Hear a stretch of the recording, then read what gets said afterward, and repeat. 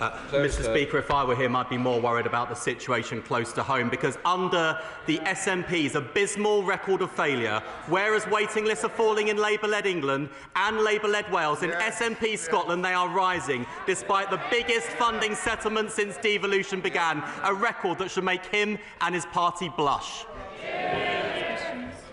Point of order, Secretary of State. Thank you, Mr. Speaker. I know that you have been incensed by the unprecedented briefings that we have seen by the government in the run-up to the budget. Despite your clear statements on this, it beggars belief that today they have done it again by announcing the Chancellor will announce £300 million into NHS tech in her budget tomorrow.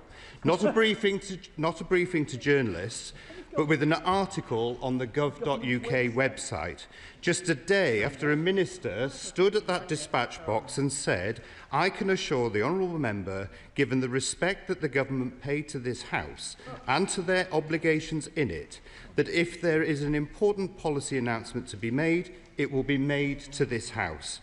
Given that is clearly not the case in this instance, and despite your statements, can you advise what we as members of this House can do? It's frustrating for me and frustrating for all backbenchers, because everything should be heard here first. The budget should be sacrosanct and only heard on budget day. What I would say is it does make a change for budget speculation to at least come to the chamber. That is quite out of the ordinary at the moment. Look, I thank the honourable member for giving notice of point of order. I have said on a number of occasions in recent weeks the government's own ministerial code states that major announcements should be made in the House in the first instance, not the media. We had urgent questions yesterday on this issue. The Public Administration and Constitutional Affairs Committee has also been conducting an inquiry into ministerial statements and the ministerial code. I look forward to seeing their report earlier rather than later. And I will point out the budget. The country expects the budget to come out on budget day.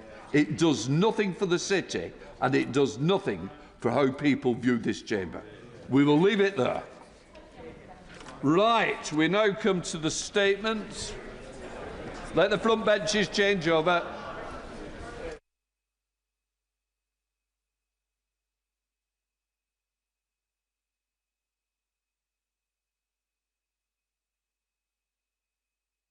Right, we now come to the first statement.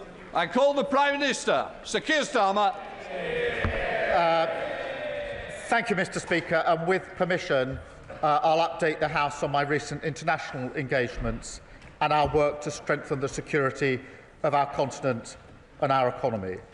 Starting, Mr. Speaker, with the situation in Ukraine, which of course is at the forefront of all of our minds. Over recent days, I've had detailed discussions with allies. I met the partners of the Coalition of the Willing during the G20, and I've spoken a number of times to both President Trump and President Zelensky, who I spoke to again earlier this morning. Mr. Speaker, we're united in wanting a ceasefire and a permanent end to the horrendous suffering that this war has brought to Ukraine. I have always said our aim must be a just and lasting peace. And both of those words, Mr. Speaker, are important, just and lasting. So, Mr. Speaker, I welcome the continued efforts of the United States to end the war and stop the killing. The initial draft of the 28-point plan included points that were not acceptable, but also some very important elements that will be essential for a just and lasting peace. For example, it sets out steps on security guarantees from the US and partners. This is very significant, and the discussions in Geneva took important steps forward, with progress between the US and Ukraine on an updated peace framework. I can reassure the House that work is ongoing to refine this plan. And Mr. Speaker, we're clear about the fundamental principles here, that Ukraine's sovereignty must be maintained, that Ukraine should be able to defend herself in future, and that matters about Ukraine and its future must be determined by Ukraine. We are clear their voice must always be at the heart of the process, and elements relating to Europe and NATO will need the consent of Europe and NATO members. So there's still a long way to go and a tough road ahead, but we're more committed than ever to this cause and to pushing forward on this process. And that's why, Mr. Speaker, later this afternoon, President Macron, Chancellor Merz and I will convene the Coalition of the Willing, which now has 36 members, to discuss how we can advance the peace process and to discuss how we can continue to keep Ukraine in the fight right now. Because, Mr. Speaker, Ukraine continues to hold the line. They continue to mount a fearless defence of their country. And they deserve not just our respect, but our help and our support. After all, it is not just our values that are at risk here, it's our security too. In addition to targeting energy and food prices, Putin continues to seek to undermine our security, including, Mr. Speaker, by sending Russian ships into our waters. The Royal Navy intercepted 2 Russian ships in our waters in the last 2 weeks. So let me assure the House, we are more ready and determined than ever to protect our territory and protect the British people. As we work towards that end, we will never let up on the support that Ukraine needs, the vital defensive capabilities it needs to protect its people, and the economic pressure that we must continue to mount on Russia to cut off the fuel to their war machine. Mr. Speaker, the urgent need to take Russian oil and gas off the global market was something I discussed extensively at the G20. This is vital, especially now, as winter begins to bite in Ukraine and Putin continues his barbaric attacks on civilians and civilian energy infrastructure. Because, Mr. Speaker, as this House knows, and the British people know, there is only one nation that wants this war, only one nation that launched this illegal invasion, and only one nation that deploys a constant barrage aimed at murdering innocent civilians. We saw that again last night, Mr. Speaker, with Russia's strikes on Kyiv. Indeed, in the last week before last night, Russia launched over 1,200 drones and over 60 cruise and ballistic missiles at Ukraine, killing children like 7-year-old Amelia, a Polish citizen, killed alongside her mother by a Russian missile in Ternopil last Wednesday, an attack that took 34 lives in total. And, Mr. Speaker, last night, as a family, we celebrated my daughter's 15th birthday. Later, I saw images on the news of a young girl, about the same age, being pulled from the rubble of a building in Ukraine, where her mother had just been killed. It's abhorrent. It's beyond belief. Yet Ukraine lives this same story every night in their cities and every day on the front line, where so many Ukrainians are killed fighting for their freedom. And, Mr. Speaker, we should not forget that Putin's aggression, his illegal actions, and his total disregard for human life has taken a huge toll on his own people. Thousands of Russian soldiers are killed every single day. 100,000 have been killed attacking Donetsk. In total, more than 1 million Russians have been killed or injured, all because of the depraved ambitions of one man. So, Mr. Speaker, we say again, this country will never falter in our support for the Ukrainian people. We will maintain a unity of purpose with our allies, and we will focus on delivering the calm, serious leadership that is needed to advance a just and lasting peace for Ukraine and indeed for the whole of Europe. Mr. Speaker, let me now turn to my broader discussions at the G20. I took the opportunity in South Africa to raise the ongoing and utterly horrifying situation in Sudan. We are working with our partners to break the restrictions on humanitarian aid and demand accountability. We must rally global pressure to stop the slaughter, achieve a sustained ceasefire, and ultimately to deliver a transition to civilian rule. Mr. Speaker, in South Africa, I also chaired the Global Fund replenishment alongside President Ramaphosa, leading the charge in the global fight against AIDS, TB and malaria, work that has already saved over 70 million lives. Yet, Mr. Speaker, malaria still kills a child under the age of 5 nearly every minute. 4,000 adolescent girls and young women still contract HIV every week. And TB remains the world's single deadliest infectious disease, even though we've had a cure for nearly a century. So we will keep driving this project forward because it's the right thing to do and because it helps protect the United Kingdom from future pandemics and health emergencies. Mr. Speaker, a central priority at the G20 was delivering economic security and opportunity, as it is at every international meeting I attend. A strong economy allows us to be strong in the world. Economic security is national security. So, Mr. Speaker, I can tell the House we delivered for the British people this weekend, including deals with South Africa for British firms to upgrade their railways and submarines, a £370 million deal for Rolls-Royce to supply jet engines to Algeria, and a £4 billion deal with Indonesia for new ships, delivering 1,000 jobs in Rosyth, Plymouth and Bristol, and delivering, if I may say, another rebuke to all the people who prematurely wrote off British shipbuilding. Mr. Speaker, we can only achieve these things, we can only deliver for the British people by working with our partners. And I think this is a moment to raise our sights. Mr. Speaker, the House will recall that it was when the global financial crisis struck that the G20 showed its full potential, when my predecessor, Gordon Brown, marshalled a global response to that crisis to protect the savings and finances of the British people. And so, in this moment of growing fragility and crisis around the world, it is time once again to take a more purposeful, unified approach, focused on global growth and stability.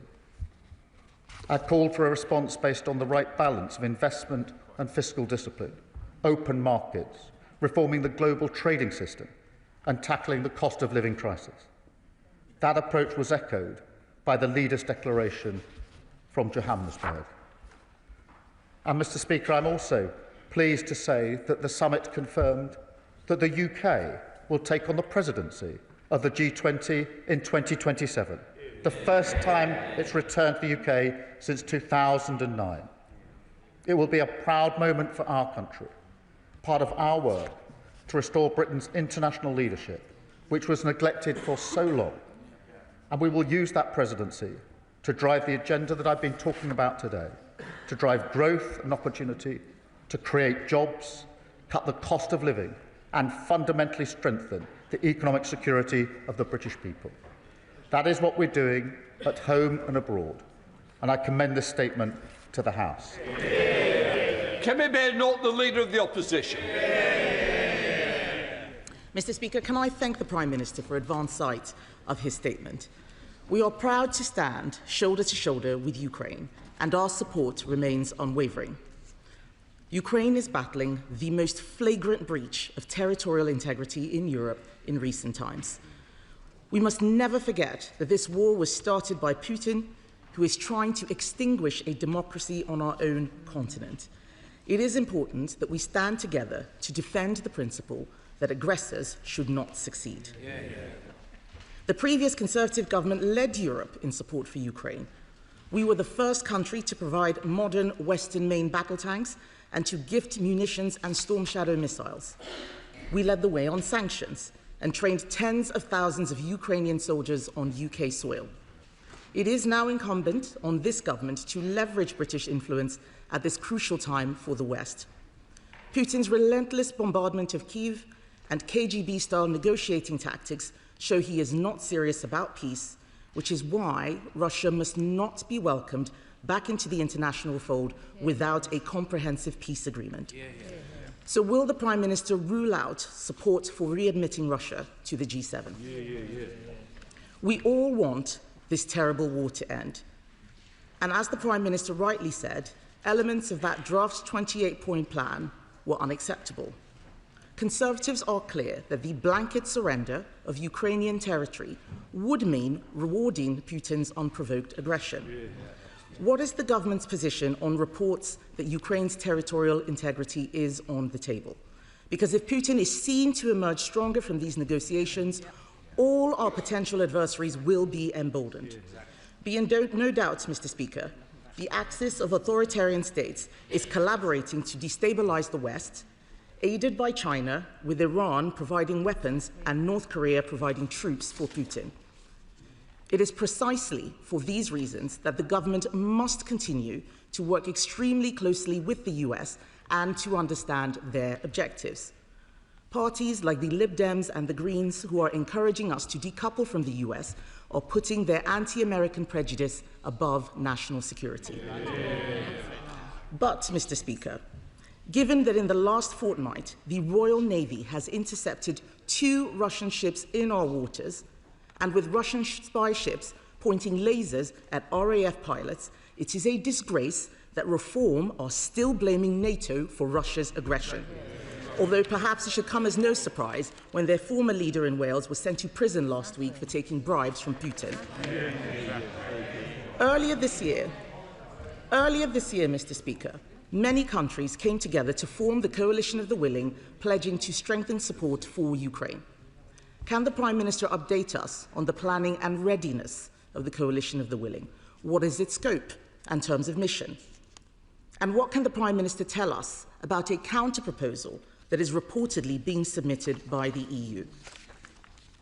Mr. Speaker, to stand with Ukraine, we need to know we can also stand on our own 2 feet.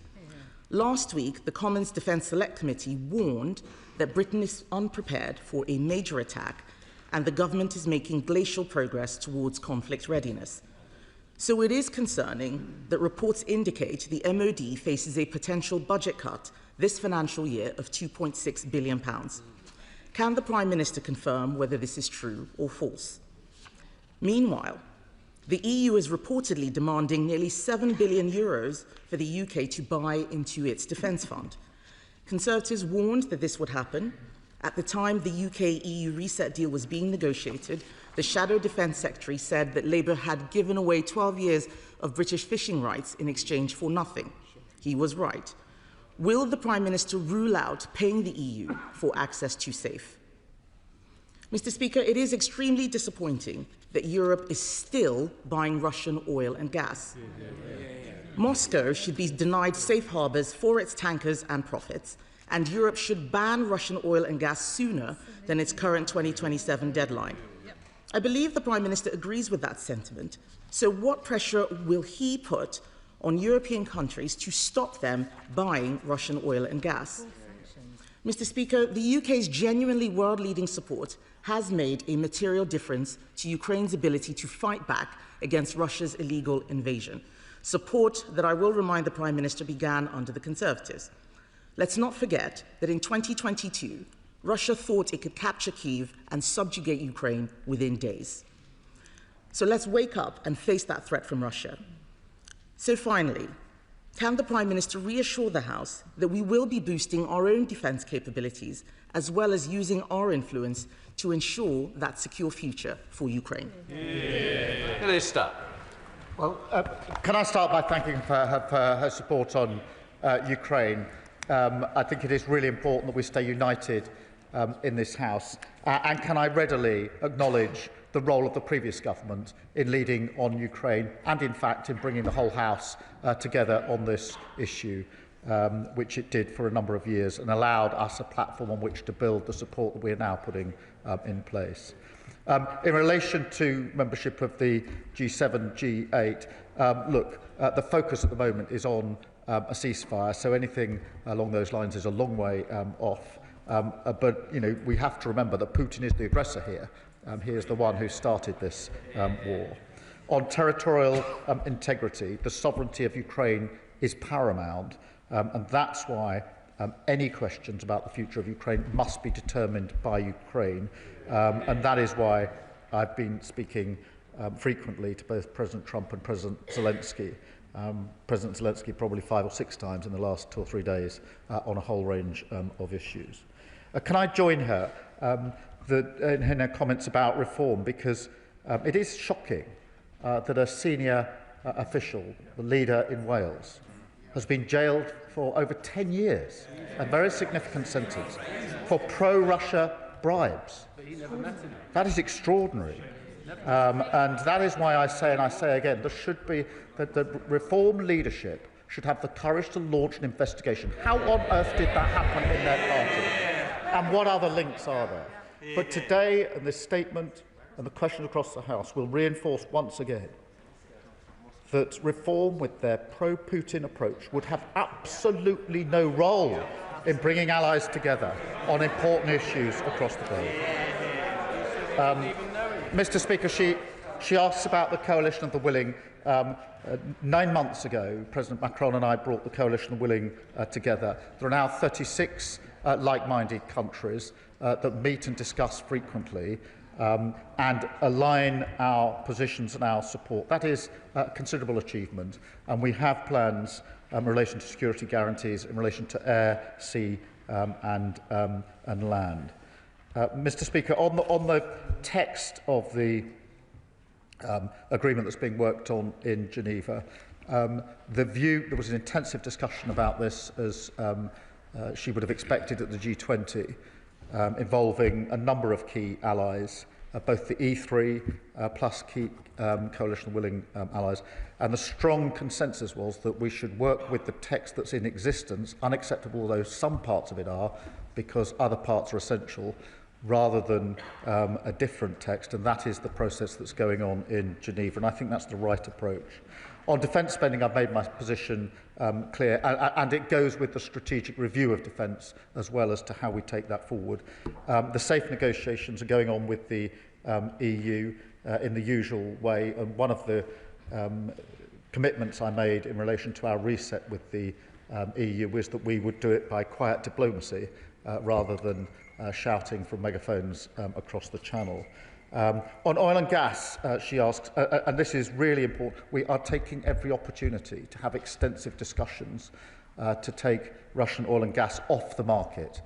This has to be done across Europe. It has to be done beyond Europe. There are discussions I've had beyond Europe on this issue. It is vital that we press ahead, and we are doing so and taking every opportunity. But can I return to where I started? I do genuinely think it's important in this House that we're united on Ukraine. The only winner, if we divide on party political grounds, will be Putin.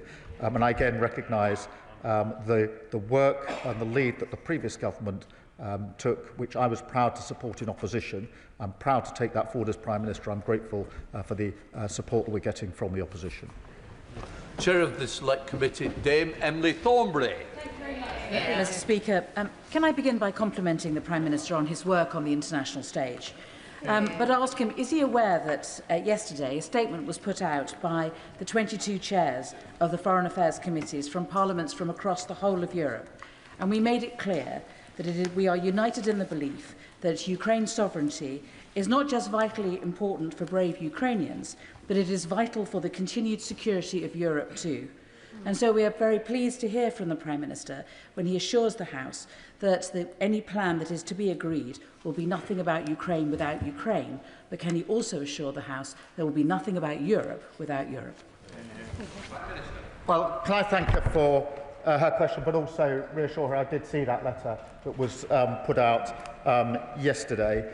And she's absolutely right that this conflict affects Ukraine and Ukraine's sovereignty, but it also affects the whole of Europe, including the United Kingdom, both in our values and our security, and materially in relation to things like the cost of living and the price of energy. Nothing about Ukraine without Ukraine, nothing about Europe without Europe, nothing about NATO without NATO are key principles that sit behind the work that we're doing. Daisy Cooper, Deputy Leader of the Liberal Democrats. Thank you, Mr Speaker, and may I thank the Prime Minister for advance view of his statement. If this is the endgame for Putin's illegal and murderous war, then we have one chance to get it right. One chance to safeguard the future of Ukraine and one chance to safeguard the future of Europe. The stakes could not be higher. Many of us fear that President Trump is gearing up to betray the rights of Ukrainians.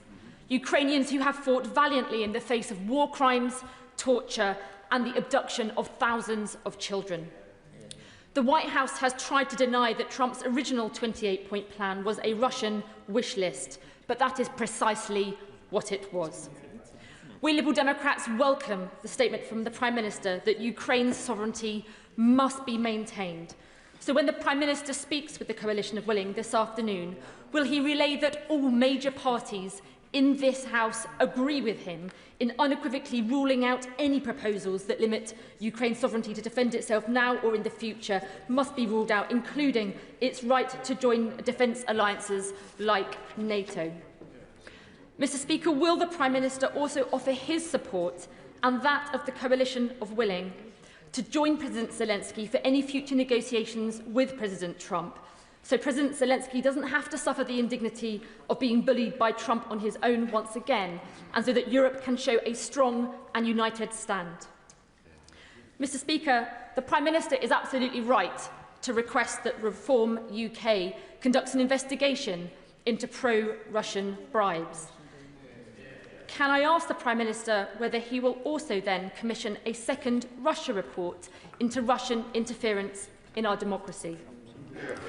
My honourable friend for Bicester and Woodstock has brought forward a bill enabling the unilateral seizure of Russian state assets in the UK.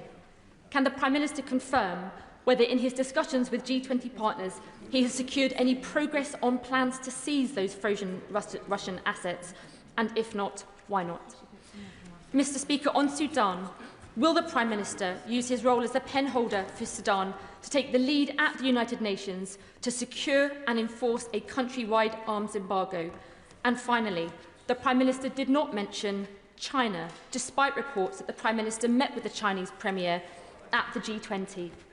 The apparent imminent approval of Chinese super embassy would be a moment of shame for this government. So will the Prime Minister block this application and summon the Chinese ambassador to make clear that we will not accept Beijing's efforts to spy on our parliament, nor will we accept their efforts to intimidate and harass Hong Kongers in our communities?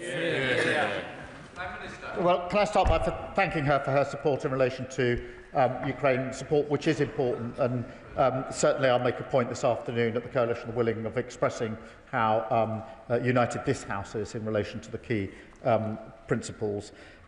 In relation to her point about President Zelensky, we are, I think, the closest ally of Ukraine in terms of respected and trusted, and that is why not only have I spoken intensively and extensively to President Zelensky over many months and years, but in particular over the last few days, a number of times, sometimes a day, including this morning, in order to do what we can to guide this into the right place. In relation to reform, I completely agree with her comments. It is extraordinary that in this chamber we're having a debate about a war which Russia has perpetrated on Ukraine, and a senior member of Reform is convicted of pro-Russian bribes. In relation to interference with democracy, it is of deep concern.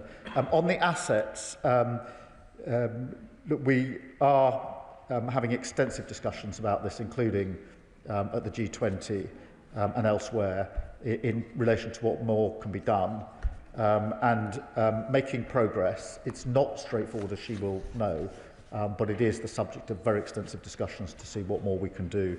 And in relation to, well, firstly, the Chinese Premier, let me just be clear.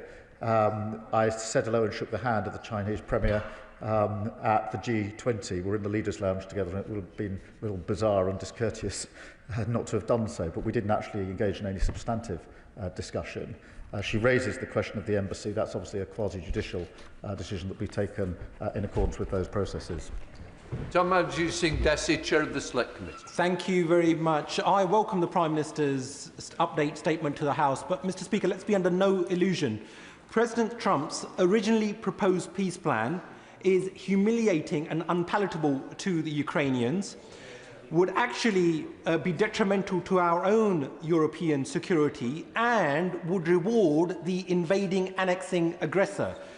And that's why yesterday the cross-party House of Commons Defence Committee issued a very robust statement calling on the government to urgently give full moral, practical and support in whatever way that it could, especially diplomatically, to our Ukrainian friends. But would the Prime Minister agree that at this critical juncture it is imperative that the UK, along with its European allies, shows clear and determined leadership, is actually around the table to negotiate so that we can be a voice for our Ukrainian friends, because if we're not at the table, we'll be on the menu. Well, can I thank him for his questions? In relation to the original plan, clearly there were elements which were unacceptable, and that's why I'm pleased that progress has now been made in relation to it. I can assure him we're giving support to President Zelensky and Ukraine at every level, and extensively as he would expect. And he's quite right that part of the reason that we're able to have influence with our allies is because we are present at the international table in a way that we haven't been over recent years. Father House, Sir Edward Lee. The Prime Minister's done a pretty good job of getting close to President Trump. Can he convince him that to reward the tyrant bear with land he's already taken is bad enough, but it would be utterly egregious and appalling to allow him, the bear, the ruthless bear, to take land he hasn't even taken yet in Fortress Donbass? And it would make Ukraine utterly defenceless, just as we allowed Czechoslovakia to be utterly defenceless when we forced them to give up the Sudeten land 85 years ago. Well, look, can I agree with him in terms of the very idea of negotiating land which hasn't been taken in nearly 4 years of a conflict and has cost tens of thousands of lives is so obviously unacceptable that it shouldn't be put forward or seen as a serious proposition, and I agree with him wholeheartedly on that. Alex Sherbel. Mr. Speaker, I thank once more the Prime Minister for his hinting support for Ukraine and that nothing can be done for Ukraine without Ukraine. In the last few moments, media sources in the US have reported that Ukraine has agreed to the peace proposal brokered by the Trump administration. I know the Prime Minister will not have the detail of that, but if this is the case, I know we're in a statement now, will he come back and give the House the full details of what has been agreed by Ukraine, US and potentially Russia? Yes, of course I will. From my discussions with President Zelensky this morning, I'll need to look precisely at that, but I suspect it won't be the whole of the agreement that needs to be reached, because obviously the discussions so far have been predominantly Ukraine-US. Obviously there are European elements that are important, NATO elements that are important that need further discussions, and of course none of this has been back to the Russian side yet. So I'll have a look at the report and look behind the headline. If there is anything material to report, I'll of course do it. My own sense is that it'll probably be progress on the Geneva exercise rather than the agreement of all elements. Sir John Whitting. If it is the case that Ukraine has agreed to a proposal which has been brokered by the United States, would the Prime Minister agree that if it is acceptable to Ukraine, then it must be made acceptable to Russia, and that we need to exert every possible pressure on Russia through increased military support, sanctions and use of frozen assets in order to make them accept a ceasefire? Well, I certainly agree with that wholeheartedly, and we'll see what has been. I suspect it's the version that emerged from Geneva yesterday that may be being talked about. But of course the next step is Russia, and we need to exert every pressure, whether that's capability, whether it's in relation to the assets, or whether it's oil and gas, which we've been bearing down for a considerable period of time. Stella Creasy. I'm sorry, it's just not the rules of the House, and somebody who's got more establishment in here. Straight after, by all means, if it's related to this, but please, we have the rules of the House, and the rules of the House come first.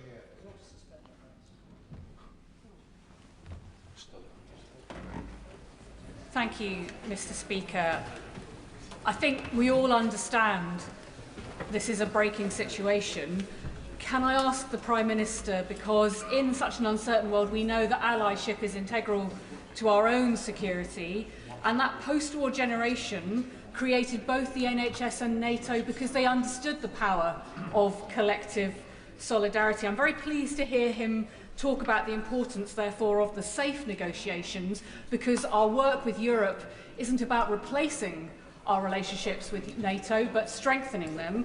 Could he confirm that he raised the safe negotiations with the President of the European Commission, because this situation also reminds us that we have to get the European defence industry into a shape where it can face the threats we face from countries like Russia, and the UK must be part of those conversations too? I can assure her that negotiations are going on in the ordinary way in relation to SAFE and a number of other issues. Mr. Speaker, what I'm endeavouring to do is just to get the best information I can in relation to what is developing, and I'll weave it into an answer if I get anything that will help the House. I'll certainly come back, but if I'm able to update the House as we go along, I'll endeavour to do so that others can then ask questions about that. Colin Miller.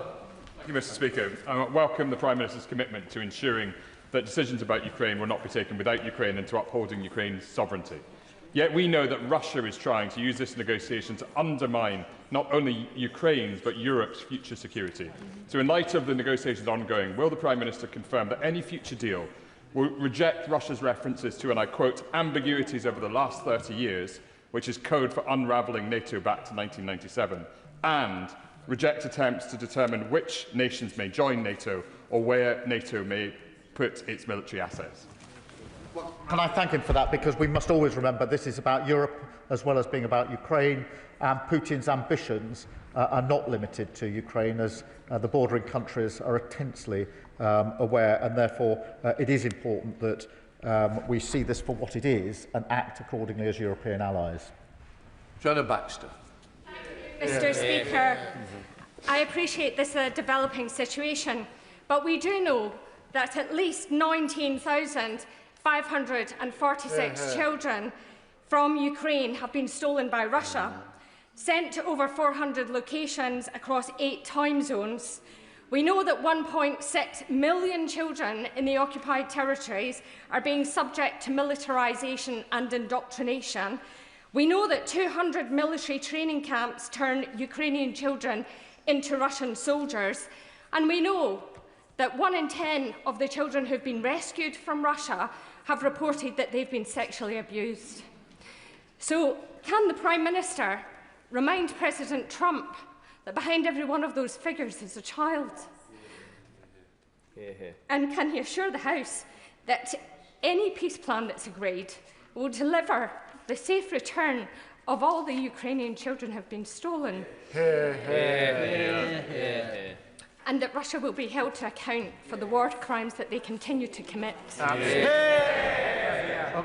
Can I thank her for her campaigning and all of her efforts to keep a constant light on this appalling situation. It is shocking that Russia is treating these children as a weapon of war, kidnapping and subjecting them to all sorts of abuse and ill treatment. And we are doing and must do everything we can to safeguard these children and to get them back to their families where they belong. Sir Julian. Thank you, Mr. Speaker. May I ask the Prime Minister to focus on the question of effective security guarantees? Security guarantees only deter aggression if there is no doubt that the guarantor will act in accordance with the guarantee he has given.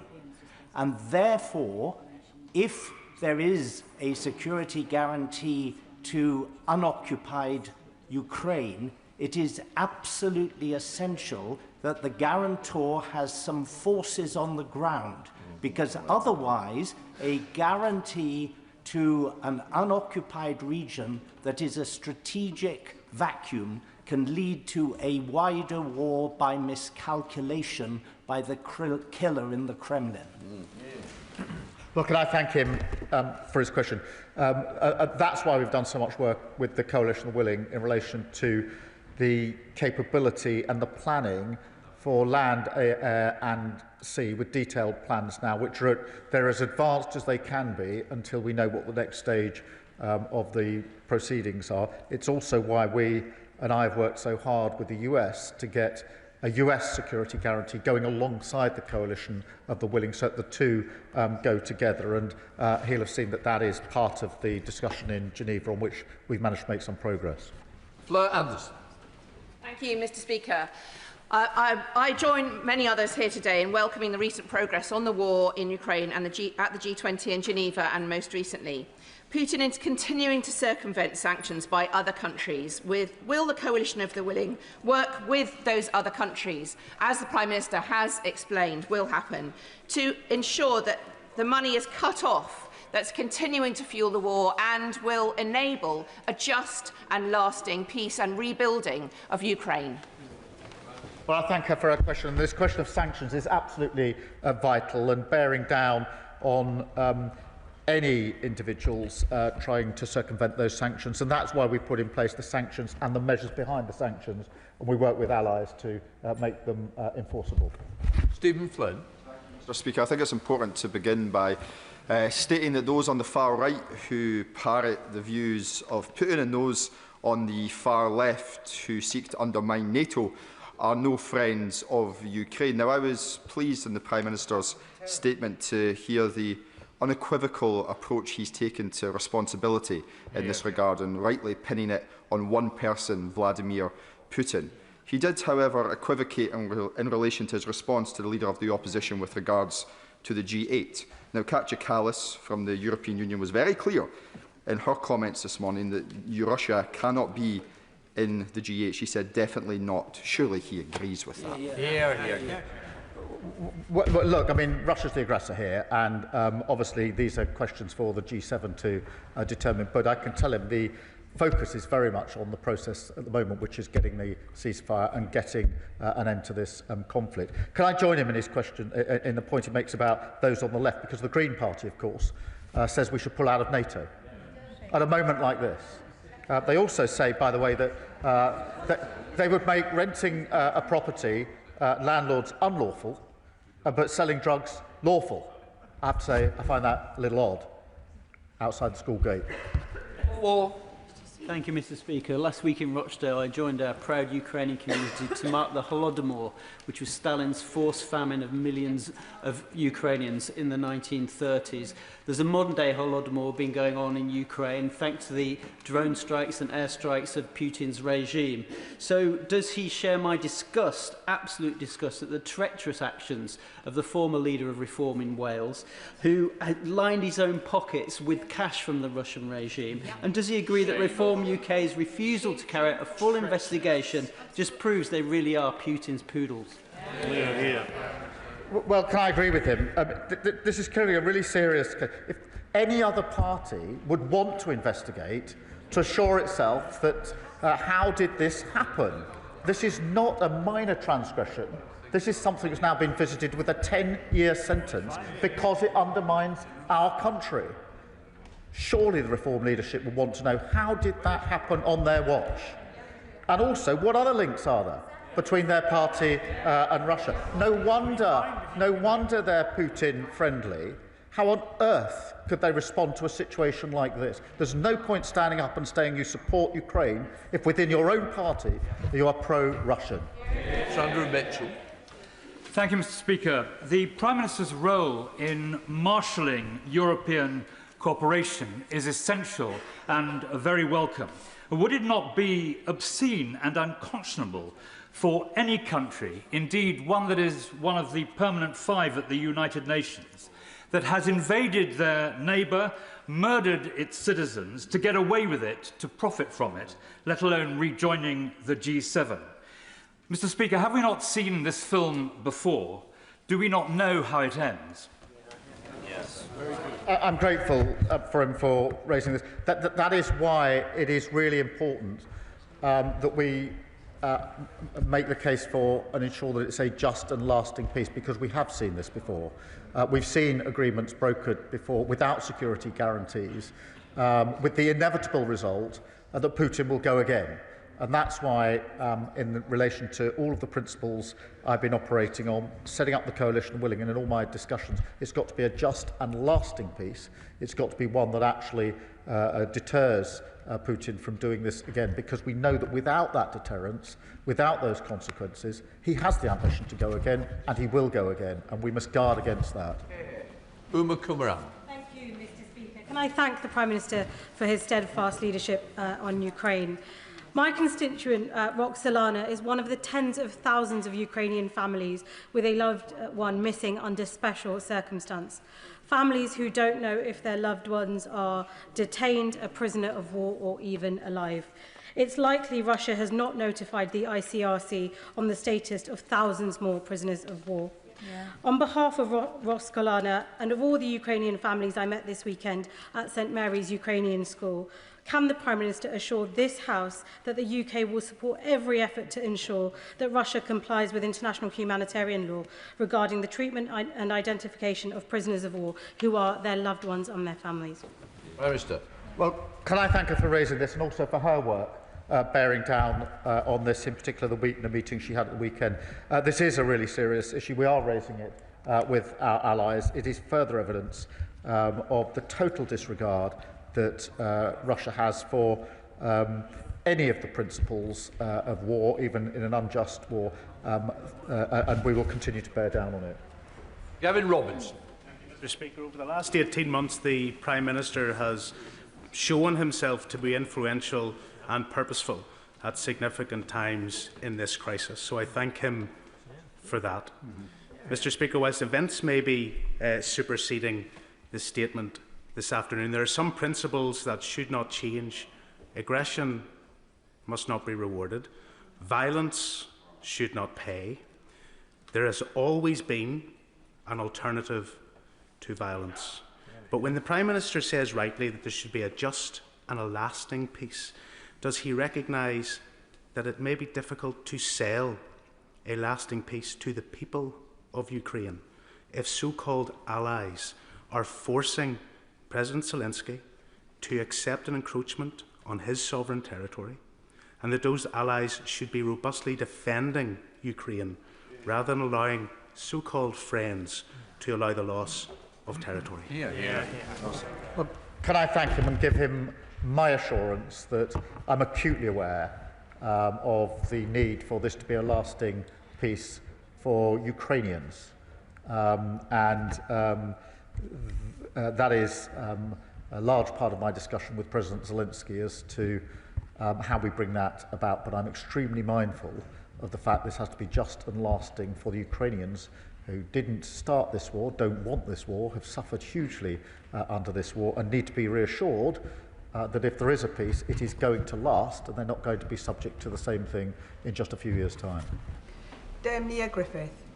Indeed, Madam Deputy Speaker. Well, I very much commend my right honourable friend's efforts to engage our allies in support for Ukraine. And does he agree that resolve, unity and support from the West is absolutely vital to give Ukraine the guarantees that it needs for a lasting peace?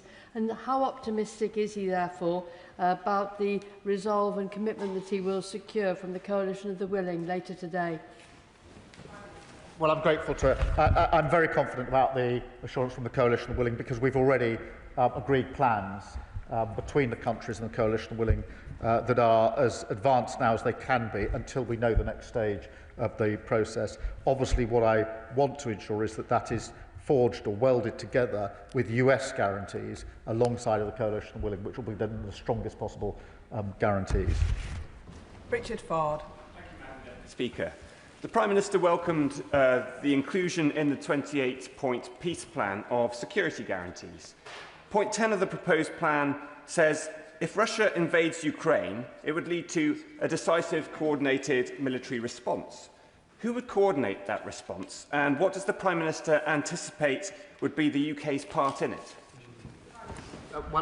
I thank him for his question. Without going to the details, but the plans that the Coalition of Willing have drawn up are about capability and coordination and command structures, and therefore a huge amount of military work has gone into exactly how that would operate in practice. So these aren't simply countries saying, here's some capability that I'm prepared to put on the table, as it were. They're military plans capable of being put into effect when they're needed. Joe Powell. Thank you, Madam Deputy Speaker. Can I thank the Prime Minister for all his efforts on ramping up the economic pressure on Putin, including oil and gas and the shadow fleet. On the $300+ billion of Russian sovereign banking assets in the West, we know there are a few holdouts in the European Union who don't want to mobilise this loan backed by those assets as a down payment on reparations. Could he update us on what progress has been made to get that over the line and get that money moving? Yeah. Well, I thank him, and a proposal has been put forward in relation to how the assets could possibly be used. Obviously, that does require a high level of agreement by various interested parties. That's why extensive discussions are going on as to how we can make that progress. But there's no pretending that it's simple and straightforward. It isn't, but that shouldn't stop us trying to make further progress. Sir Roger Gale. Thank you, Madam Deputy Speaker. I understand that the order of the day when dealing with Mr. Trump is flattery. I'm afraid, Madam Deputy Speaker, that 42 years of experience in this House haven't yet qualified me for that level of sycophancy. The presentation of a Kremlin wish list by the White House as a peace plan is risible, something that the Prime Minister has indicated rather more elegantly than I am myself. Would the Prime Minister seriously consider, if necessarily unilaterally, ensuring that the legislation goes through so that the frozen Russian assets can be used to support the Ukrainian war effort? On the assets, I do want to make progress. My strong view is that if we're to make progress, it's better that as many countries as possible act at the same time. And that's what we're trying to achieve. If we do that, obviously, we will take whatever steps are necessary. But at the moment, my focus is on those discussions to try to progress this discussion, which has been difficult and fraught with risk, but nonetheless there is a willingness, I think, to move forward on it. And then other discussions I had in the margins of the G20 were with countries outside of Europe to see whether they will act at the same time along with us if we get that far, because I do think it's important to do so. Alex Barris-Curtis. Thank you, Madam Deputy Speaker. Madam Deputy Speaker, I'm very proud to represent Cardiff West in this place. Nathan Gill, the former leader of Reform UK in Wales, was elected to serve the people of Wales in the European Parliament. But as we now know, he served not only himself, but the interests of Russia, having admitted not one, not two, but 8 counts of bribery, and is now serving 10.5 years in imprisonment. So I know the Prime Minister will join me in condemning this treachery, but will he also join me in demanding that the leadership of Reform UK, who unfortunately typically can't be present here today, launch that independent investigation into this act of treason? Well, he puts the point very powerfully, and it must be uncomfortable to hear this for the Reform Party. This is completely undermining our national security. It can't be right for a political party represented in this House to simply close their eyes and ears to this. There has to be an investigation. There has to be a level of reassurance that there aren't other links to Russia within the Reform Party and how this came about in the first place. And so his question is very good. It should be deeply uncomfortable for Reform MPs to be sitting in this House, hearing this, knowing they're sitting on their hands and doing absolutely nothing about it. Richard Tice. Thank you, Madam Deputy Speaker. May I remind the House that last year I personally donated a 5-figure sum, bought a pickup truck, filled it with first aid supplies, and drove it with other friends and colleagues to Ukraine and donated it to the brave soldiers of Ukraine. So my support and reform support for Ukraine has been rock solid, Prime Minister, throughout. And it is important that this House is united, which it is, Madam Deputy Speaker. And last week, when the 28-point plan emerged, we rejected it immediately. Just yesterday, Prime Minister, I was with a Ukrainian delegation, and we were talking specifically about the leverage that the European nations has with regard to the frozen assets, the majority of which, of course, are here in Europe. So would I urge the Prime Minister, amongst all of the noise, to utilise that leverage, because that, I think, is one of the most powerful negotiating points that the West has against the vile dictator Putin. Well, Mr. Speaker, he could have stood up and said that reform's seen sense and decided they will have an investigation in relation to what happened in this bribery case. And I don't doubt that he drove and personally committed in relation to support. But the simple fact is this: you can't be pro-Putin and pro-Ukraine. You have to decide between the two, and reform is pro-Putin. And that is why they undermine, well, they've just been convicted.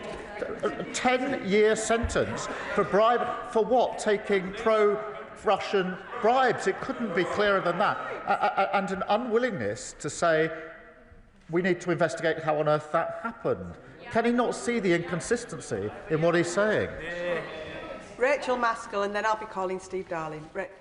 Thank you, Madam Deputy Speaker. It is feared that the brutality in El Fasher will only intensify and also spread to Tooele and beyond if international action isn't convened and focused on the resolutions that are needed, not least to stop the incursions with drones supplied via the UAE and mercenaries as well. Could the Prime Minister say more about what happened in South Africa to put that focus which is necessary, and what the next steps are to stop the expansion of the atrocities we're witnessing in Sudan? Can I thank you for raising Sudan, because what was an appalling situation is even more appalling over recent days and weeks. And we discussed it pretty extensively in the G20 and support the work that the Quad is doing in relation to this. And that is aimed predominantly at a ceasefire and the provision of humanitarian aid. This is the worst humanitarian situation in the world, and bringing about a better resolution. Madam Deputy Speaker, can I just do my best to update the House in relation to the news? As I understand it, and this is coming to me secondhand, so I'm not, if this turns out to be not entirely accurate, I hope the House will forgive me. I'll come back and correct the record. But my understanding is this is not a new agreement. It is Ukraine confirming they're happy with the draft that emerged in Geneva yesterday, which of course doesn't cover the question of territory. So my best understanding is this is a confirmation of basically what came out of Geneva, that it isn't a new set of proposals or agreements in any way. So I think that's what it is. If I get more information, I'll update the House and we can discuss it in due course. Steve Darling. Thank you, Madam Deputy Speaker. The Prime Minister talks of having extensive discussions about limiting the export of oil and gas from Russia. This is the engine that is driving the machine of the war effort from Russia. The Danish waters could offer the key to killing the shadow fleet with an international convention regulating the shipping going through those straits. That would stop the shadow fleet and stop a significant part of this shadow fleet activity supporting Russia.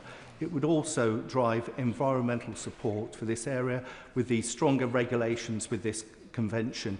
What consideration has the Prime Minister and his colleagues given to this? Can I thank him for raising this, because how we deal with the shadow fleet is something we discuss regularly, and Danish authorities can do a lot and do a lot in their waters, as do Norway and other countries. in the region. And we are looking at what further we could do in relation to the shadow fleet, because his underlying point is hugely important, which is the oil and gas are fueling Russia's aggression here, and that's why we need to ensure that oil and gas is taken off the market. That can only happen if we deal, amongst other things, with the shadow fleet. Graham Downey. Thank you, Madam Deputy Speaker, and can I thank the Prime Minister for his continued support of Ukraine. Can I, furthermore, going back to the announcement at the G20 regarding the £4 billion deal with Indonesia, can I thank the Prime Minister for his efforts in securing that maritime partnership programme for Babcock, which will benefit people in my constituency, securing hundreds of jobs.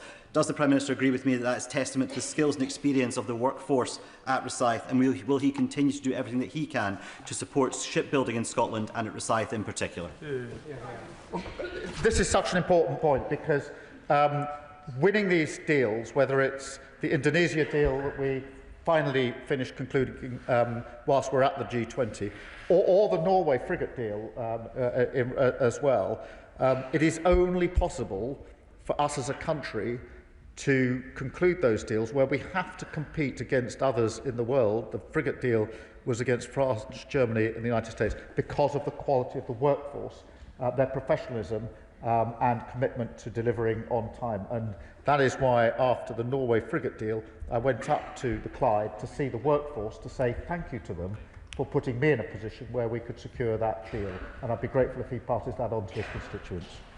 Sir Alex Shelbrooke. Thank you, Madam Deputy Speaker. Madam Deputy Speaker, signals matter. Right now, Putin thinks he's getting his own way. So, regarding even the answers the Prime Minister has given about the G7, can I just ask the Prime Minister, as a point of principle, would he sit around a table if the indicted war criminal Putin was sat at it? No, I wouldn't. And I took my first opportunity at the United Nations Security Council when I was there last year, my first opportunity as Prime Minister, be very, very clear as to where I stand in relation to, in that case, the Security Council, but the principle applies elsewhere. You cannot be or subscribe to international law and the UN Charter if you're in breach of it by this illegal war. Patricia Ferguson. Madam Deputy Speaker, and I thank my right honourable friend for the work he is doing to secure peace in Ukraine, and I also thank him for his very good comments about BAE Systems, which is partially located in my constituency of Glasgow West. Point 24 of the Trump plan indicates that one of the things that should happen as part of that plan is that all civilian detainees and hostages will be returned, including children. The kidnapping of children is such a heinous thing to do, and a war crime in and of itself, that surely, as a mark of good faith, Putin shouldn't wait for any agreement on this plan or other plans, but should release those children immediately. And in saying that, I pay tribute to my honourable friend, the member for Paisley and Renfrew South, for the work she has done over many months on this issue. But would he also agree with me that point 26 of that plan, which says that all parties involved in this conflict will receive full amnesty for their actions during the war and agree not to make any claims or consider any complaints in the future, cannot be tolerated? Well, can I agree with her on both fronts? Of course, these children should be released straight away. They should never have been taken in the first place, and it's heartbreaking as well as intolerable that they're held for a moment longer. And as for amnesty, no, I do not agree with amnesty for Putin and others for their illegal acts. Dr. Ellie Chowns. Thank you, Madam Deputy Speaker. I'm deeply concerned that it appears that American negotiators have been listening more to the unreasonable demands of the Russian aggressors rather than to the security needs of the Ukrainians. Can the Prime Minister assure me that in his conversations with President Trump, he has made absolutely clear that the voices of Ukrainians have to be front and centre in securing any just and lasting peace? I can assure her that in all my discussions, the principles I set out to the House, that matters on the future of Ukraine must be for Ukraine, have been the guiding principles in everything that we've done. Olivia Blake. Speaker, and I thank the Prime Minister for his statement and actions. if we do achieve peace, which we're all hoping we do, the efforts to rebuild Ukraine cannot just be about infrastructure. They have to also be focused on rebuilding people's lives, from those who have been devastatingly injured, those who've lost loved ones, and civil society, which has been really tested. What will the UK government do to make sure that there is the funding and support in place to allow not only the rebuilding of buildings, but the rebuilding of civil society? I thank her for her question. She's right, it won't be just about rebuilding infrastructure. It will be about the rebuilding of society. And that's why I was really pleased last year to sign the 100-year agreement we had with Ukraine, which was intended to and does show that this isn't an agreement just for the duration of the conflict, but is something that goes well beyond the conflict to the lasting relationship that I hope we will have between our two countries. David Mundell. Thank you, Madam Deputy Speaker, and I was very pleased that the Prime Minister also mentioned Sudan, and we can't be blind to Russia's malign interest there or indeed across the Sahel. But can I ask him specifically what discussions he had with Prime Minister Modi about his approach both to Russian oil, but also to what appear to be his overly friendly social media posts towards President Putin? Well, I won't disclose all the details of my discussions, but he can rest assured that the principles that I've set out to the House guide me in all of those discussions. Rupa Ho. Thank you, Madam Deputy Speaker. I thank the Prime Minister for his statement and updating us all while this is obviously a fast-moving situation. Last week at the OSCE, we harrowingly heard from our Ukrainian counterparts how 20,000 children have been abducted by Russia since this war began. So can I ask him again to reiterate that in the just and lasting peace that we all seek, that they are at the centre of all this, and to send a clear and immediate message, as Pink Floyd might have put it, hey, Putin, leave those kids alone. Well, I agree with the principles she puts forward. I'm not sure I'll put it quite in the terms she does, but I think the sentiment is one that's shared. But I mean, you know, this is just shock. The idea of kidnapping children as an act of war and a weapon of war is just so disgusting, frankly, that we should do absolutely everything we can, not only to ensure that the children are safe and secure in return, but also that there's full accountability. Matt Pritchard.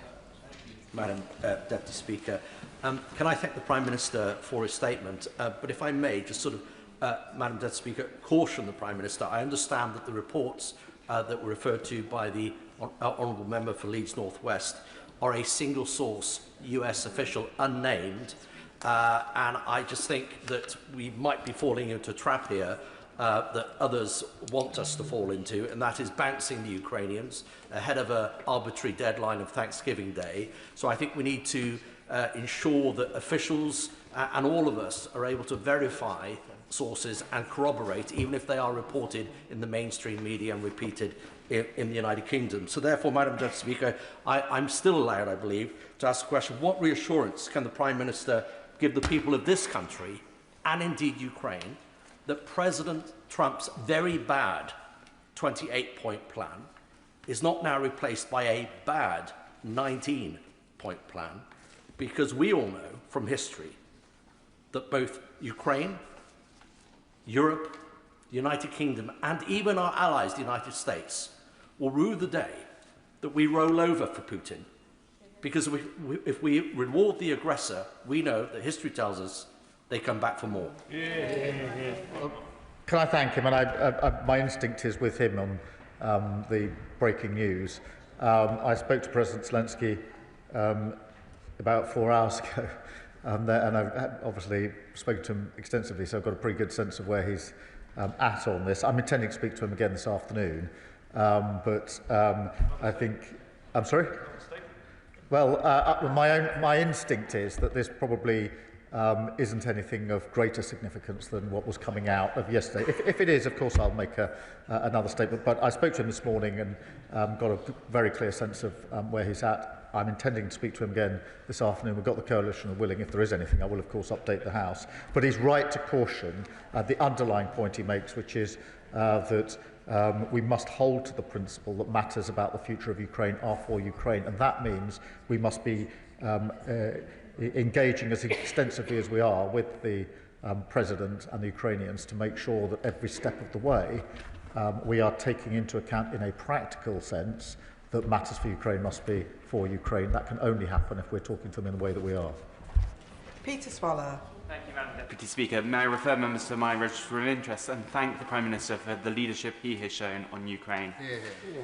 Madam Deputy Speaker, Year 6 students from St Margaret Clitheroe School in Bracknell have written to me to express their deep concern about the ongoing crisis we're seeing in Sudan.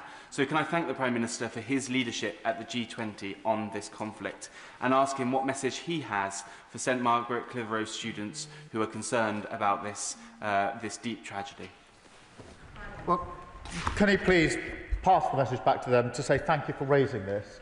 It is important that they've done so, and the fact that they raised it with him means it's been now raised through him on the floor of this House, so they're directly inputting into our democracy and accountability, and assure them that we are working with partners to bring about an end to the appalling situation in Sudan, the biggest humanitarian crisis in the world, and not just of recent days and weeks, but for a very long time, just simply worse and more intense, and that if we could reassure them we're doing everything we can with partners to bring an end to this awful situation, and thank them for their input. Claire Young. Thank you, Madam Deputy Speaker. The Prime Minister referred to Putin's barbaric attacks on civilian energy infrastructure. What discussions has he had with his G20 counterparts about learning from Ukraine's experience to protect energy supplies and infrastructure from Russian hostile action? Well, firstly, thank her for raising this, because the attacks on the energy supplies are intended to inflict damage on civilians in Ukraine, as it does on a regular basis, particularly as we go into the winter. We're doing two things. We're working with the Ukrainians on what more support we can give to them to safeguard their energy supplies, but of course with allies we're looking at where there are any issues that we need to address in relation to any vulnerabilities that we may have. Laura Kirksmith. Deputy Speaker, and I thank the Prime Minister for his updates on the G20 and in particular for his commitment to the Global Fund, which I think we should be really proud of. I was also very pleased to see Sudan referenced in the joint declaration of the G20 leaders. As the Prime Minister has said, it's the world's worst humanitarian crisis, but we're also seeing appalling accounts of war crimes. So can I ask what more the Prime Minister will now do with global partners to secure a ceasefire, protect civilians and hold the warring parties to account for their crimes? Well, can I thank her for a question? In particular, the Global Fund is so important. She heard the statistics that I went through. In relation to the wider situation, the focus is very much on a cessation of hostilities and humanitarian support, which is desperately needed. Sir Bernard Jenkins. Thank you, Madam Deputy Speaker. Does the Prime Minister agree with many assessments that make clear that Russia is actually in a far weaker position than President Putin pretends, so long as we continue to support the war effort in Ukraine? But that also depends upon us developing more independent, non-American capability, and the best way to do that is to fund the Ukrainians to develop their own capabilities so that they can continue to defend their own country. Well, can I thank him for that, because it is important that we make clear that Russia is in a much weaker position than they pretend, and we should always remember that the early briefings and intelligence in relation to this conflict were that Russia would achieve its end in a matter of a few weeks at the very beginning of the war. Here we are nearly 4 years in, and because of the fearless defence of the Ukrainians, supported by others, that hasn't been the case. Secondly, in relation to the damage to their economy that sanctions and other financial issues are having, that has done real damage if you look at the inflation rate and the impact on their economy. But his central point is really important because the plans of the coalition of the willing are premised on Ukraine having the capability that it needs, around which the plans that we've put in place would operate, not as a substitute or as an alternative, but actually based on Ukraine having the ability and capability within Ukraine to do what it needs to do to safeguard and self-protect. Catherine Atkinson. Thank you, Madam Deputy Speaker. Trains, planes and submarines. The Prime Minister put the pride of Derby manufacturing front and centre of his G20. Millions saw him on a train made in Derby, halfway around the world in Johannesburg, showing the world what our city is famous for. Will he tell us more about what the deals he secured means for my constituents who work at Rolls-Royce and in the rail sector? And will he continue his focus on winning international deals for more high productivity, high skills, high wage jobs? That she's an incredible champion for Derby, and it was really incredible to be in Johannesburg, sitting in a train that had been made in Derby. And it is very significant that countries around the world want to do deals with the United Kingdom because of the quality of our workforce, the professionalism and commitment of all those that work in Derby in her particular case, but in other workforces across the country. Those particular trains are going to be used for the run to the airport and back, and so they're going to be relied on very, very heavily in South Africa. But the idea, I was very proud that other countries are saying it's the UK we now want to do deals with, as she says, whether that's in relation to frigates, whether it's in relation to submarines or trains. And she should be very proud of the workforce in Derby, and if she could pass on my thanks to them for allowing us to do this work, I'd be very grateful. Anne Davies. Madam Llefarydd, and thank you, Prime Minister, for your statement. It's reported in the draft deal notes that it is expected Russia will not invade its neighbours. It's not expected is wholly inadequate when we cannot place our trust in the words of leaders such as Vladimir Putin. What steps is the Prime Minister taking to ensure that this agreement includes clear, enforceable safeguards, and what measures are being implemented to strengthen UK's resilience against Russian interference?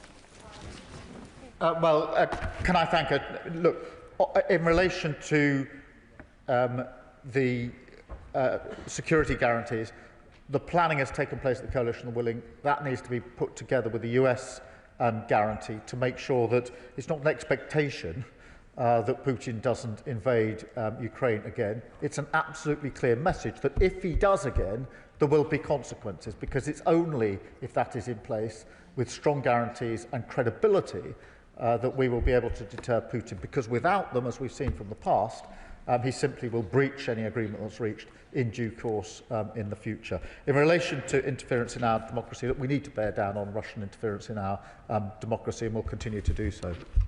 Keir Crichton.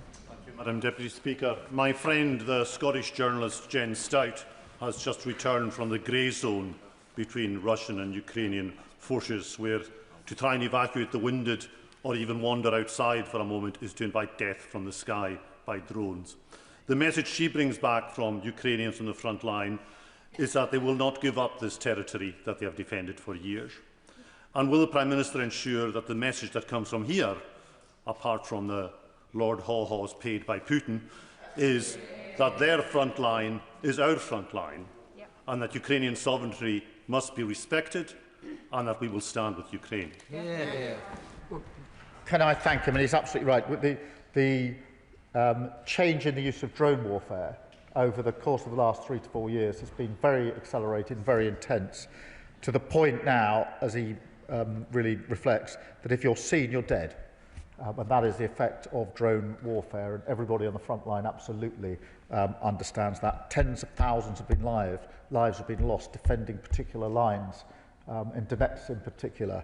And I will never forget visiting a hospital in Kyiv where I met those that had been burnt very badly on the front line and were receiving treatment in those hospitals, which was a very poignant reminder of the impact this is having on Ukrainians. And it is no wonder that they are not going to give that up after so much sacrifice.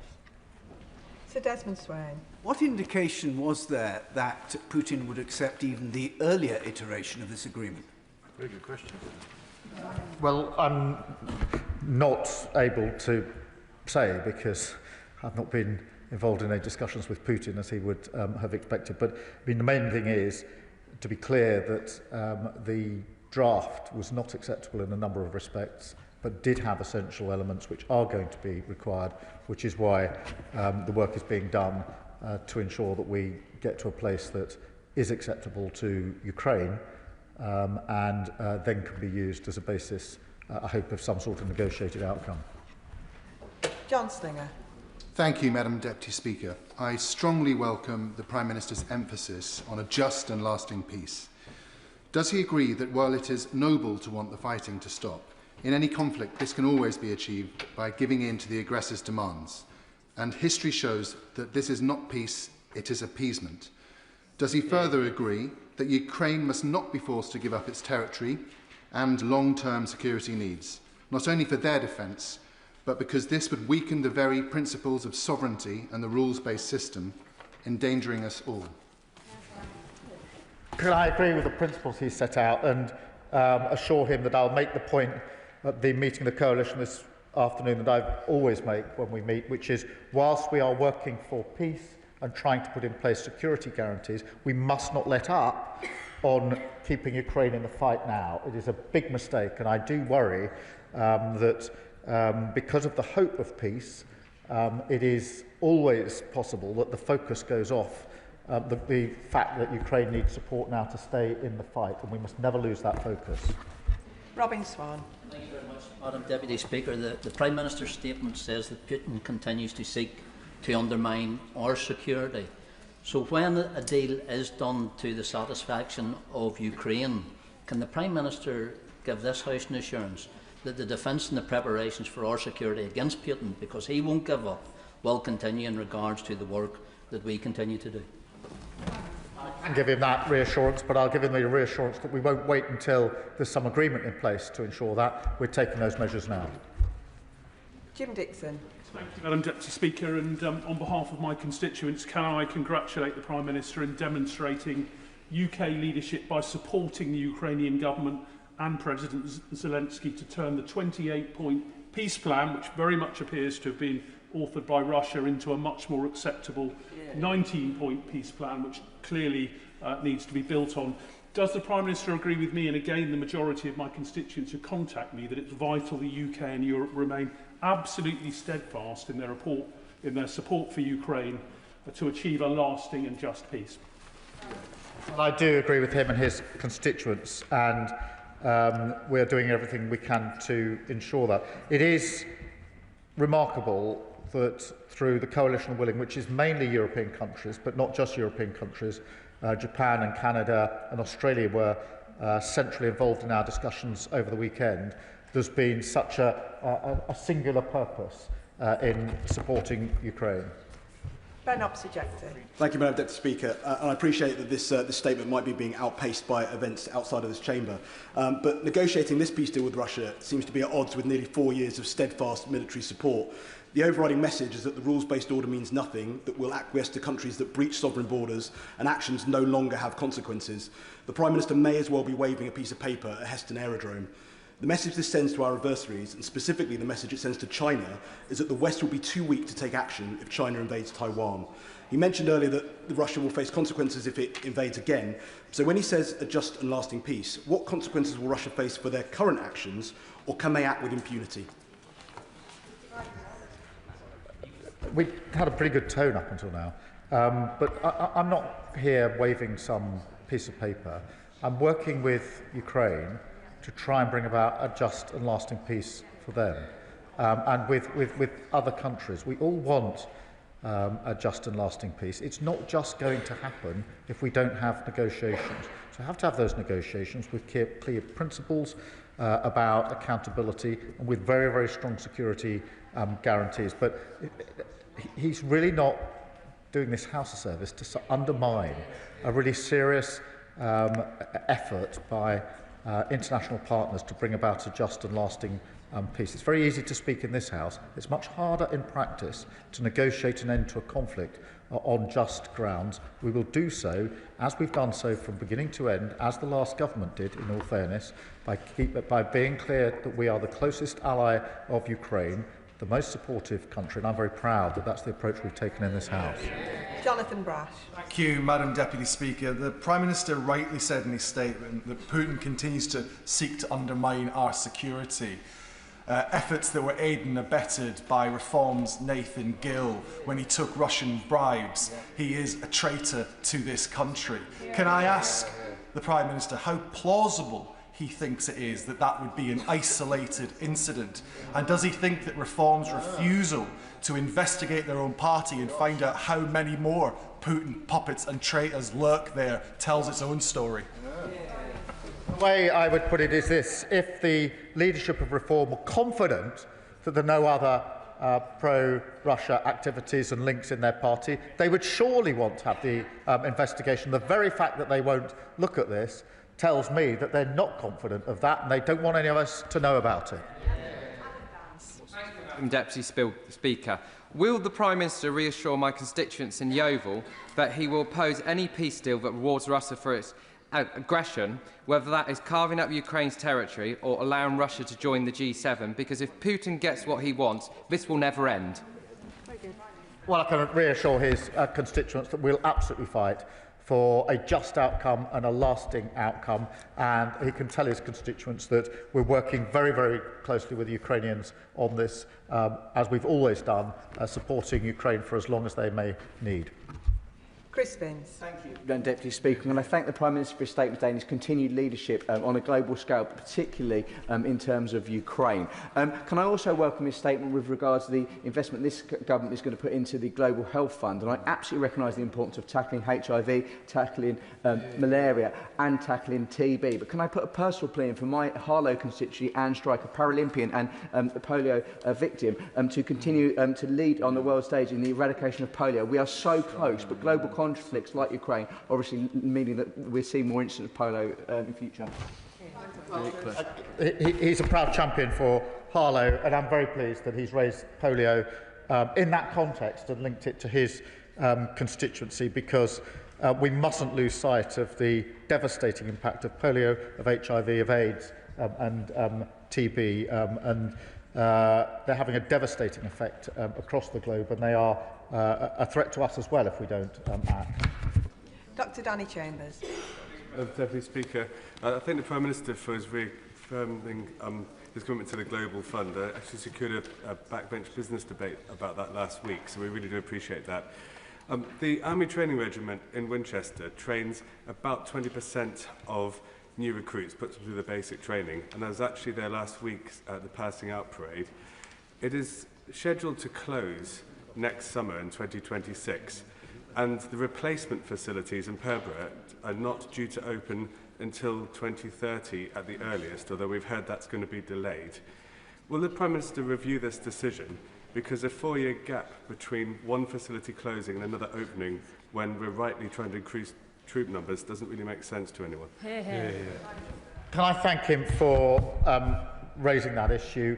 And I haven't got the details to hand, but what I will do is make sure that in written form I get him a full answer in relation to the points he's raising. Sammy Wilson. Thank you, Madam Deputy Speaker. And I know that many of the Ukrainian refugees in my constituency have welcomed the continuity between the previous government and the current government and its support for Ukraine. President Zelensky is under great pressure at the moment from some within the American administration to accept an unreasonable deal. And will the Prime Minister assure us that he will give his commitment to the President of Ukraine to ensure that he does not have to give in to the unreasonable demands of land surrender, of restricting the ability to defend itself in future, and also Russia not paying for the crimes which they've committed in Ukraine? It's important for Ukraine, but it's also important to send that message out to Russia that we will not reward the aggressor. Well, I agree with him, and I give him that reassurance, and that's why we're working as closely as we are with the Ukrainians, particularly the President, but at all levels. Vicky Slade. Deputy Speaker, can I refer the House Register of Interest as a host of a Ukrainian? Given the growing instability around the world, the absence of the US President at G20 and COP30, How will the Prime Minister use the close relationship between the UK and America to ensure that Trump doesn't undermine the ability of global partnerships and agencies to keep us all safe from all types of problems ahead? Well, I'm grateful to her, and it's very important that we make the case for multilateral work across the globe, whether that's G20 or COP30, and we will constantly make that case, because it's very important for a rules-based system across the world, of which the UN is one, and the principles of war are another, but it is also in our own interest as the United Kingdom. Jim Allister. The Prime Minister has told the House today that he and the United Kingdom will never falter in support of Ukraine. Does that mean that the United Kingdom is not part of the pressure on Ukraine to concede territory already occupied? But how could the ceding of territory be other than the rewarding of terrorism, the rewarding of aggression, and the whetting of the appetite of the aggressor? Well, the approach we've taken is based on the principles I've set out to the House, and is absolutely rooted in what the Ukrainians want out of this, and that is why we are speaking and working so extensively with them in relation to these negotiations. But all matters about the future of Ukraine have to be for Ukraine, and that is the guiding principle in everything I've been doing. Monica Harding. Thank you, Madam Deputy Speaker. I was pleased to see Sudan was included in the G20 consensus. Could the Prime Minister lay out what that will look like in practice, as it looks like the atrocities of El Fasher are likely to be repeated in Kurdistan? What protections will be in place for the safe passage of civilians, humanitarian workers, the funding gap in assistance, and importantly, what conversations with or about states who are said to be funding the belligerents and keeping the war going, including the UAE? Can I thank you for raising that and reassure her we're having extensive conversations with the Quad that are driving this forward on all fronts, but most immediately on the humanitarian situation, and we'll keep the House updated. And the final question, Jim Shannon. Thank you, Madam Deputy Speaker. Can I very much thank the Prime Minister for all that he does for the United Kingdom of Great Britain and Northern Ireland, for the Western world. It is appreciated by many. There is a plan that we all hope can end the war in Ukraine, to stop the devastation and the killings. Eyes are focused on the plan, and I think of the innocents killed, the women and the children targeted, and the massacres by Russians. We think of it, children as young as 8, women as old as 80, raped by Russian monsters. The massacres in Bathboot, where over 200 people were found in a mass grave. There's more than that. If you look in video, you can see pictures of Russian soldiers torturing people, murdering people. I would suggest that when it comes to accountability, there must be, whatever peace will bring, it has to ensure that Russians who have carried out terrible crimes are made accountable. So can the Prime Minister confirm that there will be retribution? As a Christian, I know there will be retribution in the next world, but what I want to see is retribution in this world for them, and then eternal damnation for the rest of their lives. Thank you for raising that, and it may be the last question, but it's a really important one, in terms of the atrocities and the impact that this has had on all Ukrainians. And I remember in the early days of the conflict seeing the images of civilians handcuffed and shot in the head, laying in the streets just outside Kyiv. It was shocking. I went to those communities when I was over there and talked to the individuals, and it was their brothers, their sisters, their families, their colleagues who had had their hands tied and been shot in the head. And it fell to those individuals to pick the bodies up, to put them in shopping trolleys, wheel them to their church, and try to give them the best burial they could in the circumstances. And we should never lose sight of the human impact that these atrocities have, not only in relation to those individuals, but on all of us, myself included.